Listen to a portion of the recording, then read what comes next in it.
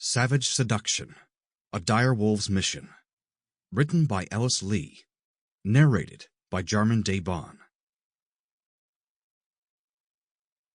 Chapter 1. The dim, scattered lights inside the nightclub called to the shadows and left the crystal-trimmed rooms hovering closer to the dark side of the spectrum, the side where seduction ruled and things were not what they seemed. Each table, each nook and seat, sat blanketed in a haze of gray that hid truth and devoured logic. And that darkness lied.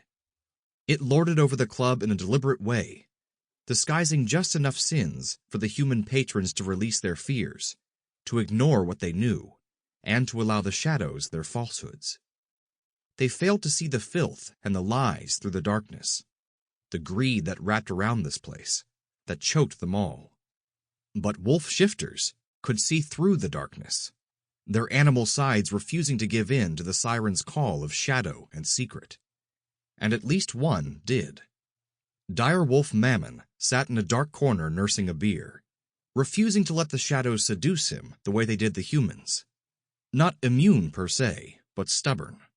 His inner wolf too damn strong to allow the human side to surrender to tricks of the mind. A good thing in a place like this. Mammon's jeans and combat boots probably stood out in the crowd of sequins and sport coats, yet no one paid him any attention. Whether that was because he blended into the background as well as he did, or the fact that nothing about him spoke of money and privilege, he wasn't sure. Maybe a little of both. Probably a little of both. "Can I get you another?" Mammon tore his eyes away from the group of shifters across the bar and glanced up at the waitress. The blonde hair and tight shirt seemed to be a uniform for the employees at this place, making her almost indistinguishable except by scent. He sniffed subtly, checking, making sure who he was dealing with. Ah, right, the good one. Kind, attentive, and hard-working, the woman before him had easily become his favorite employee. Some of the others, well, the drug scene in Fort Worth revolved around high-end pharmaceuticals, and the staff here had access few turned their backs on.